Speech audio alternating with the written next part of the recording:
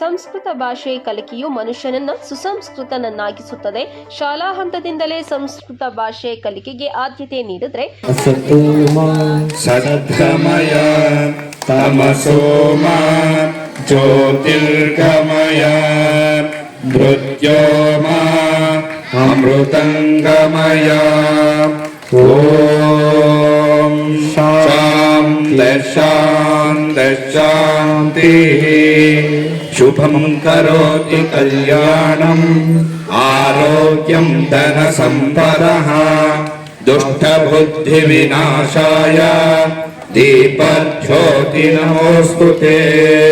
ಅವ್ಯಕ್ತಂ ತೇಷಾಂ ಕೇ ಯೋಗವಿತ್ತಮಃ ಶ್ರೀ ಭಗವಾನುವಾಚ ಮಯ್ಯಾವೇಶ್ಯ ಮನೋ ಯೇ ಮಾಂ ನಿತ್ಯಯುಕ್ತಾ ಉಪಾಸತೆ ಶ್ರದ್ಧಯಾ ಪರಯೋಪೇತಾಸ್ತೆ ತೇ ಮೇ ಯುಕ್ತತಾ ಮಾಮತಃ ಏತ್ವಕ್ಷರಮನಿತ್ಯಸ್ಯಂ ಅವ್ಯಕ್ತಂ ಪರ್ಯುಪಾಸತೆ ಸರ್ವತ್ರ ಗಮಚಿಂತ್ಯಂ ಚ ಕೂಟಸ್ಥಮಚಲಂ ಧ್ರುವಂ ಸನ್ಮಿಯಾಮೇಂದ್ರಿಯಾಗ್ರಾಮಂ ಸರ್ವತ್ರ ಸಮಬುದ್ಧಯಃ ತೇ ಪ್ರಾಪ್ನುವಂತಿ ಮಾಮೇವ ಸರ್ವಭೂತಹಿತೆ ರತಃ ಕ್ಲೇಶೋಧಿಕತರಸ್ತೇಷಾಂ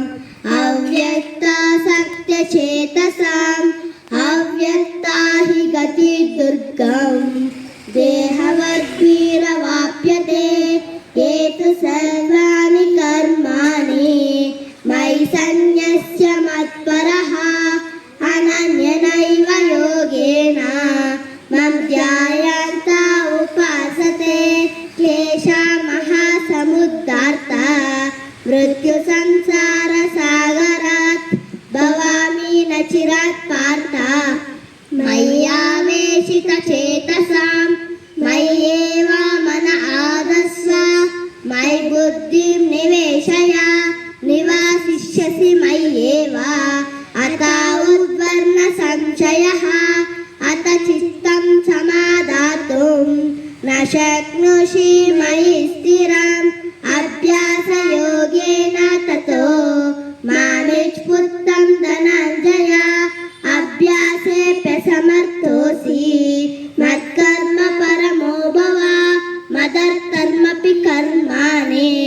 ಕುರ್ವನ್ ಸಿದ್ಧಿಂ ವ್ಯಾಪ್ಸ್ಯಸಿ ಅತೈದಪ್ಯಶಕ್ತೋಸಿ ಕರ್ತುಂ ಮದ್ಯೋಗಮಾಶ್ರಿತಃ ಸರ್ವಕರ್ಮ ಫಲತ್ಯಾಗಂ ತತಃ ಕುರುಯಾದಾತ್ಮವಾನ್ ಶ್ರೇಯೋ ಹಿ ಜ್ಞಾನಾಭ್ಯಾಸಾತ್ ಜ್ಞಾನಾಧ್ಯಾನಂ ವಿಶಿಷ್ಯತೆ ಧ್ಯಾನಾತ್ ಕರ್ಮ ಫಲತ್ಯಾಗಃ ತ್ಯಾಗಾಚಂತಿರನಂತರಂ.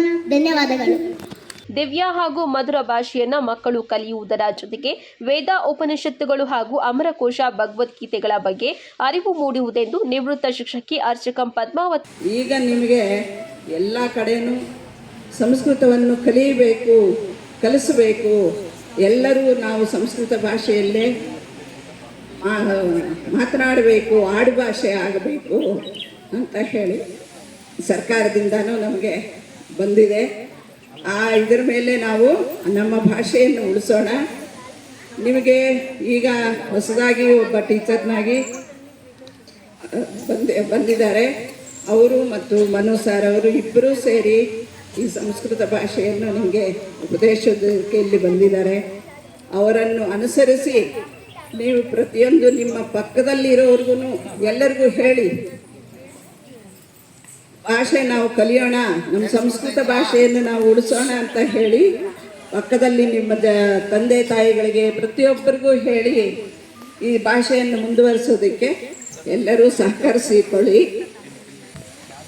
CRPS ಅವರವರು ಎಲ್ಲರೂ ಬಂದು ಈ ಸಂಸ್ಕೃತ ಭಾಷೆಯನ್ನು ಕುರಿತು ಹೇಳಿದ್ದಾರೆ. ಮೊದಲಿನಿಂದ ಸಂಸ್ಕೃತ ಪಾಠಶಾಲೆಯಲ್ಲಿ ಓದಿ ಮತ್ತು ಇಲ್ಲೇ ಕನ್ನಡ ಪಂಡಿತರಾಗಿ ಇದ್ದು ಶ್ರೀಮಾನ್ ರಂಗನಾಥ್ ಸರ್ ಅವರು ಬಂದಿರ್ತಾರೆ. ಅವರು ಸಹ ಸಂಸ್ಕೃತ ಭಾಷೆಯಲ್ಲಿ ತುಂಬ ಹೇಳಿದ್ದರು. ಅವ್ರಿಗೂ ಸಹ ಇದೇ ಮುಂದುವರಿಸ್ಕೊಂಡು ಹೋಗೋಣ ಅಂತ ಹೇಳಿ, ಮತ್ತು ಎಲ್ಲರೂ ಕಲಿಯಲಿ, ಈ ವಿದ್ಯಾಭಾಷೆಯನ್ನು ಕಲೀಲಿ ಅಂತ ಹೇಳಿ, ಕಲ್ತ್ಕೊಳ್ಳಿ ನೀವು ಅಂತ ಹೇಳಿ ಹೇಳ್ತೀನಿ. ನಿವೃತ್ತ ಶಿಕ್ಷಕರಾದ ರಾಘವ ಭಟ್ಟಾಚಾರ್ಯರು ಹಾಗೂ ನಿವೃತ್ತ ಕನ್ನಡ ಭಾಷಾ ಶಿಕ್ಷಕರಾದ ರಂಗನಾಥ್ ಅವರು ತಾಲೂಕಿನ ಯಗವಕೋಟೆ ಶ್ರೀ ವೀರನಾರಾಯಣ ಕೃಪಾ ಸಂಸ್ಕೃತ ಪಾಠಶಾಲೆಯಲ್ಲಿ ನಡೆದ 30/8/2025 ಯುಷ್ಮಾಕಂ ಸಂಸ್ಕೃತದ ಕಾರ್ಯಕ್ರಮದ ಅಂಗವಾಗಿ ಮಕ್ಕಳೆಲ್ಲರೂ ಹಿಂದಿನ ಸಂಸ್ಕೃತಿಯಂತೆ ಉಡುಪುಗಳನ್ನು ಧರಿಸಿ ಜಾಥಾದಲ್ಲಿ ಸಕ್ರಿಯವಾಗಿ ಪಾಲ್ಗೊಂಡು ಜನರಲ್ಲಿ ಸಂಸ್ಕೃತ ಭಾಷೆಯ ಅರಿವನ್ನ ಮೂಡಿಸಿದ್ದಾರೆ.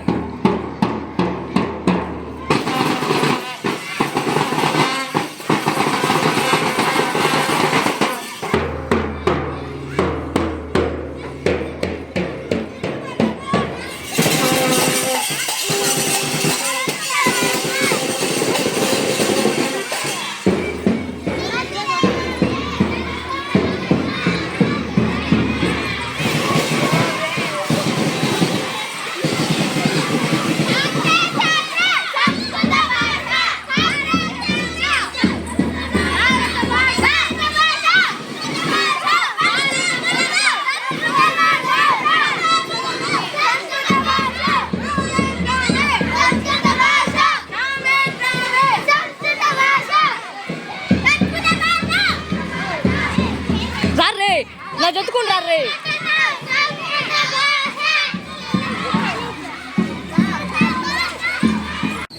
ಮಾದರಿ ಹಿರಿಯ ಪ್ರಾಥಮಿಕ ಶಾಲೆ ಪ್ರೌಢಶಾಲೆಯ ವಿದ್ಯಾರ್ಥಿಗಳು ನಿಜವಾಗಲೂ ಸಹ ಪುಣ್ಯವಂತರು. ಯಾಕಂದರೆ ಕೆಲವು ಶಾಲೆಗಳಲ್ಲಿ ಎರಡೇ ಭಾಷೆಯನ್ನು ಕಲಿಸ್ತಾರೆ, ಇಂಗ್ಲೀಷು ಮತ್ತು ಕನ್ನಡ ಮತ್ತು ಹಿಂದಿ. ಆದರೆ ಅದರ ಜೊತೆಗೆ ಇಲ್ಲಿ ಸಂಸ್ಕೃತ ಭಾಷೆಯನ್ನು ಸಹ ಕಲಿಸುವ, ನಾವು ಕಲ್ತಿರೋ ಮಕ್ಕಳಂದರೆ ನಮ್ಮ ಶಾಲೆಯ ಮಕ್ಕಳು. ಅವರು ನಿಜವಾಗ್ಲೂ ಸಹ ನಮ್ಮ ತಾಲೂಕಿನಲ್ಲಿ ಬಹಳ ಪುಣ್ಯಾತ್ಮರು. ನಮ್ಮ ರಾಷ್ಟ್ರೀಯ ಭಾಷೆ ಅಂದರೆ ಹಿಂದಿ, ನಮ್ಮ ರಾಜ್ಯ ಭಾಷೆ ಅಂದರೆ ಪ್ರಥಮ ಭಾಷೆ ಕನ್ನಡ.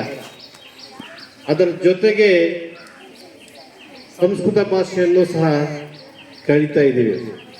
ಈಗ ನಾವು ಓದ್ತಾ ಇದ್ದ ಸಮಯದಲ್ಲಿ ಪ್ರೌಢ ಹಂತದಲ್ಲಿ ಮತ್ತು PUC ಹಂತದಲ್ಲಿ ಮತ್ತು ಡಿಗ್ರಿ ಹಂತದಲ್ಲಿ ಸಂಸ್ಕೃತ ಅಂತ ಇದ್ರು, ಸಂಸ್ಕೃತ ತಗೊತಾ ಇದ್ರು. ಕನ್ನಡ ಬದಲು ಸಂಸ್ಕೃತ ತಗೊತಾ ಇದ್ರು. ಆದರೆ ಕನ್ನಡ ಬರೆಯೋದಕ್ಕೆ ಕಷ್ಟ, ಆದರೂ ಸಂಸ್ಕೃತದಲ್ಲಿ ಬರೆಯೋದು ಬಹಳ ಈಸಿ.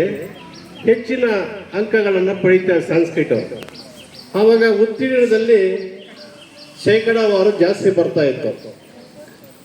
ನನಗಿಂತ ಜಾಸ್ತಿ ಸಂಸ್ಕೃತ ತಗೊಂಡಿದ್ರು.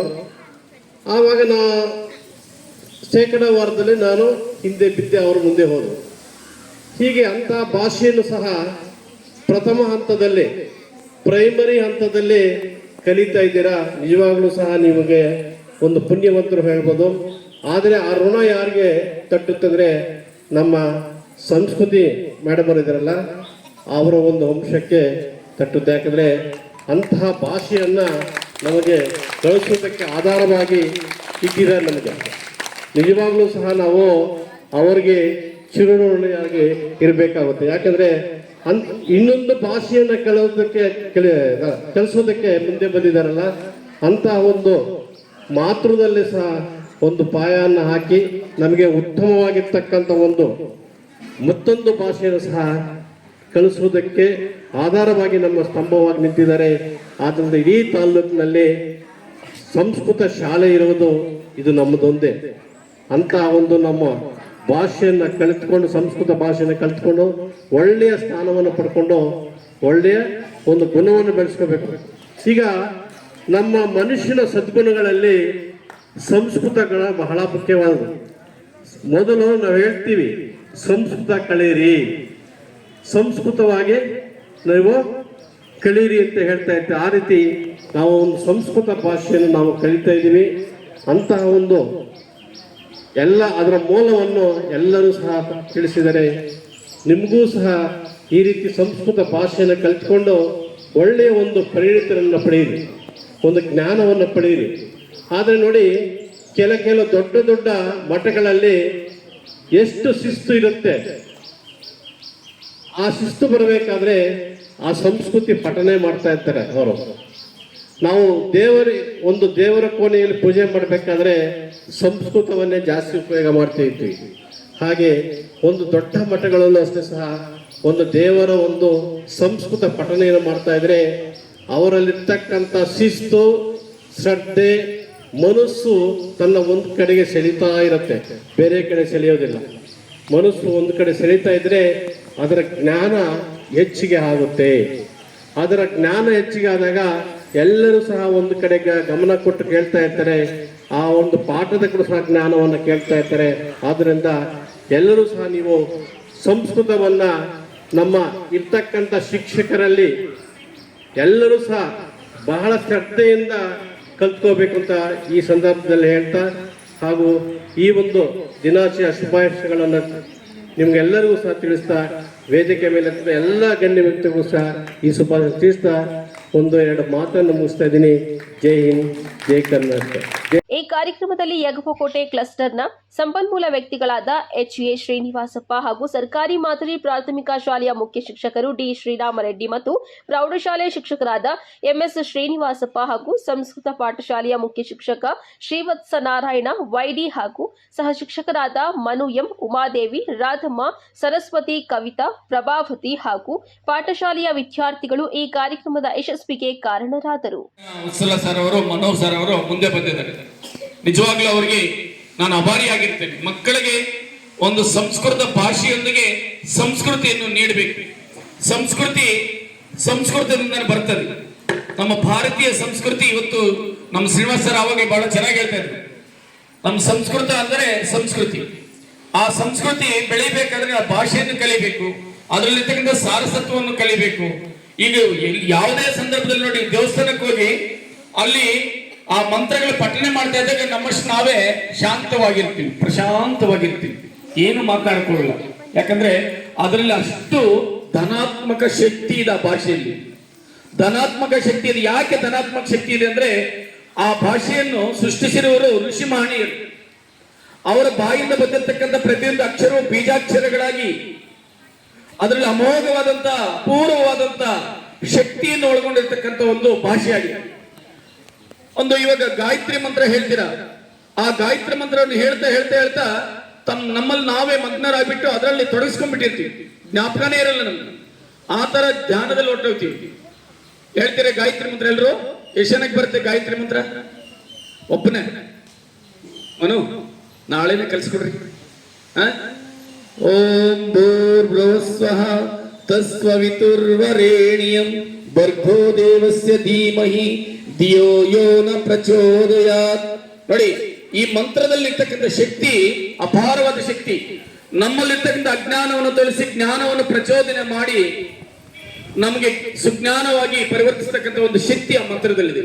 ಅದು ಒಂದೇ ಅಲ್ಲ, ಪ್ರತಿ ಮಾತಿನಲ್ಲಿಯೂ ಕೂಡ ಅಮೋಘವಾದಂತಹ ಶಕ್ತಿ ಇರೋದ್ರಿಂದ ಈ ಭಾಷೆಯನ್ನು ಕಲಿಯೋಣ, ಈ ಭಾಷೆಯನ್ನು ಉಳಿಸೋಣ. ಸದಾ ಕಾಲ ಇಲ್ಲಿ ನೀವು ನಿಮ್ಮ ಗುರುಗಳ ಹತ್ರ ಸಂಸ್ಕೃತದಲ್ಲೇ ಮಾತನಾಡಿ, ಸಂಸ್ಕೃತ ಗುರುಗಳ ಹತ್ರ ಸಂಸ್ಕೃತದಲ್ಲೇ ವ್ಯವಹರಿಸಿ, ಸಂಸ್ಕೃತವನ್ನೇ ಕಲಿಯಿರಿ. ಆಗ ಆ ಭಾಷೆ ಉಳಿಯುತ್ತೆ, ಬೆಳೆಯುತ್ತೆ. ನಮ್ಮ ದುರಾದೃಷ್ಟ, ನಾನು ಹೇಳಿದ್ನಲ್ಲ ಅವಾಗಲೇ, ಇಂಗ್ಲಿಷನ್ನು ಬೇಗ ಕಲ್ತೀವಿ. ನಮ್ಮ ದೇಶದಲ್ಲಿ ಹುಟ್ಟಿರ್ತಕ್ಕಂಥ ಭಾಷೆಗಳನ್ನು ಬಿಡ್ತಾ ಇದ್ದೀವಿ. ಕನ್ನಡವನ್ನು ಈಗ ಬರ್ತಾ ಬರ್ತಾ ಬಿಡ್ತಾನೆ ಇದ್ದೀವಿ. ಯಾಕಂದ್ರೆ ನಮ್ಮ ಬದುಕು ಬೇಕು, ಜೀವನ ಕಟ್ಕೋಬೇಕಾದ್ರೆ ಇಂಗ್ಲಿಷ್ ಬೇಕು. ಕೇವಲ ಜೀವನಕ್ಕಾಗಿ ಇಂಗ್ಲಿಷ್ ಬೇಕು, ಆದ್ರೆ ಸಂಸ್ಕೃತಿಗಾಗಿ, ಬದುಕಿಗಾಗಿ ನಮ್ಮ ಭಾಷೆಯನ್ನು ನಾವು ಉಳಿಸ್ಕೊಂಡು ಬೆಳೆಸ್ಕೊಂಡು ಹೋಗ್ಬೇಕು. ಆಗ ಈ ಒಂದು ದೇಶದ ಸಂಸ್ಕೃತಿ ಉಳಿಸಿದಂಗಾಗುತ್ತೆ. ಎಷ್ಟೋ ಮಹನೀಯರು ಈ ಭಾಷೆಯನ್ನು ಉಳಿಸೋದಕ್ಕೆ, ಬೆಳೆಸೋದಕ್ಕೆ ಪ್ರಯತ್ನ ಮಾಡಿ ಅನೇಕ ಗ್ರಂಥಸ್ಥ ರೂಪದಲ್ಲಿ ಬಹಳಷ್ಟು ಗ್ರಂಥಗಳನ್ನು ಬರೆದಿದ್ದಾರೆ. ಆ ಗ್ರಂಥಗಳು ನಮ್ಗೆ ಅರ್ಥವಾಗದೇ ಇರೋದ್ರಿಂದ ಅದನ್ನು ಮತ್ತೆ ಬೇರೆ ಭಾಷೆಗಳಲ್ಲಿ ಕನ್ನಡಕ್ಕೆ ಕೂಡ ಅನುವಾದಿಸಿದ್ದಾರೆ. ಆದ್ರೆ ಇದರಷ್ಟು ಸ್ವಾದ ಅದರಲ್ಲಿ ಬರೋದಿಲ್ಲ. ಯಾಕಂದ್ರೆ ಮೂಲ ಸ್ವಾದ ಸಂಸ್ಕೃತ ಭಾಷೆ ಏನಿದೆ ಅದರಲ್ಲಿ ಬಹಳ ಅರ್ಥಗರ್ಭಿತವಾಗಿರ್ತಕ್ಕಂಥ ರೀತಿಯಲ್ಲಿ ಬರೆದಿದ್ದಾರೆ. ಸೊ ಅದನ್ನು ಆದಷ್ಟು ನಮ್ಮ ಮಕ್ಕಳಲ್ಲಿ ಕಲಿಸೋದಕ್ಕೆ ಪ್ರಯತ್ನ ಮಾಡಿ ಈ ಭಾಷೆಯನ್ನು ಉಳಿಸಕ್ಕೆ, ಈ ಗ್ರಾಮದಲ್ಲಾದ್ರೂ ಉಳಿಸಕ್ಕೆ ಪ್ರಯತ್ನ ಮಾಡುತ್ತಾ ಇದ್ದೀರಾ. ಇದಕ್ಕೆ ನಾನು ಚಿರಋಣಿ ಆಗಿರ್ತೇನೆ ಅಂತ ಹೇಳುತ್ತಾ ಈ ಸಂದರ್ಭದಲ್ಲಿ ನನಗೆ ಅವಕಾಶ ಕೊಟ್ಟಂತ ತಮ್ಮೆಲ್ಲರಿಗೂ ಅನಿಸುತ್ತಾ ನನ್ನ 4 ಮಾತುಗಳನ್ನು ಮುಗಿಸ್ತಾ ಇದ್ದೀನಿ. ಜೈ ಹಿಂದ್, ಜೈ ಕರ್ನಾಟಕ.